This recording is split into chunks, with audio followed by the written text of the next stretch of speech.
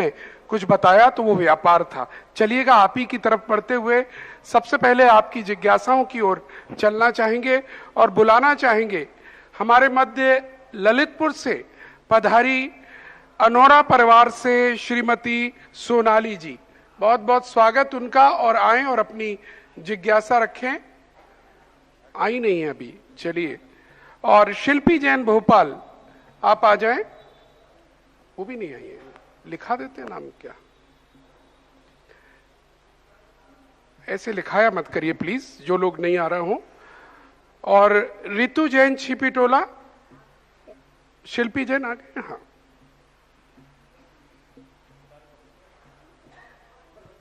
नमोस्तु महाराज जी, एक शामी महाराज जी। मेरा प्रश्न यह है महाराज जी कि हम शिखर जी की वंदना के समय किस तरह के भाव रखने चाहिए?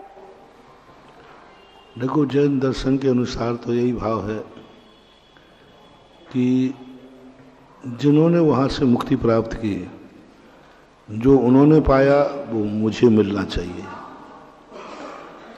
दूसरी भावना पाते हैं कि हम जिन विपरीत परिस्थितियों में जीते हैं, उन परिस्थितियों में भी हम उन परिस्थितियों से प्रभावित ना हो और हम आपके बताए हुए मार्ग पर चल सकें। तीसरी होती है कि हमें वो शक्ति प्राप्त हो जो शक्ति मुझे नहीं है। हमारा बुझा हुआ दीपक है प्रभु, आपका जलता हुआ दीपक है। मैं अपने बुझे हुए दीपक को आपके दीपक से जलाने आया हूं, ये भाव होना चाहिए। क्योंकि हम हर तरफ से असमर्थ हैं, हमें शक्ति चाहिए। तो हम भगवान को एक ऐसा निमित्त स्वीकार करें कि वो निमित्त हमारे उपादान को जगाने के लिए सख्त प्रेरक होते हैं। महान लोगों की अपन संगति क्यों करते हैं? इसलिए करते हैं कि हम उस महानता की ज्योति जगा सके।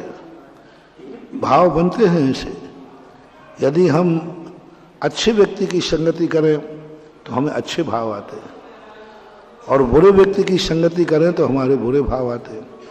आप लोग खुद अपने से परख सकते हैं। जब आप अच्छे लोगों के बीच में जाएंगे, मंदिर में जाएंगे, तो स्वतः ही परिणामों में निर्मलता आएगी।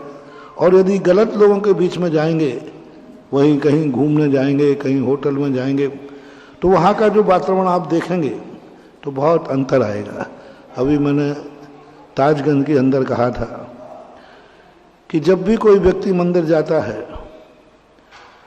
तो एक ही बात सोचते हैं, देखो वस्तु स्वरूप ये है, अपन कहाँ अटक रहे हैं। मुनि महाराजों को देखते हैं, आरिका माताओं को देखते हैं, तो भाव आता है कि जीवन का सार तो ये है, हम कहाँ संसार में भटकते हैं। और वही व्यक्ति जब ताजमहल जाता है तो एक दूसरे को चुकौटी लेता है, देखा जी पत्नी को कैसा चाहते, क्या तुम मुझे इतना चाहोगे? अभी परिणाम किसको देखकर हुए? उसको देखकर।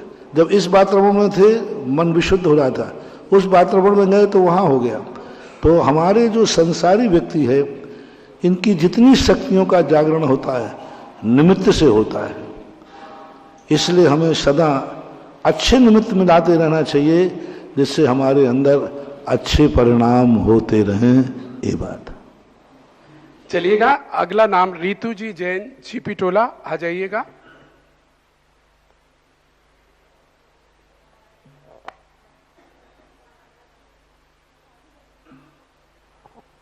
महाराज जी के चरणों में बारंबार नमोस्तु। इच्छामी महाराज जी। महाराज जी, मैं सीए फाइनल की स्टूडेंट हूँ। तो जैसे आपने आज के प्रवचन में बताया था कि बेटियों को शादी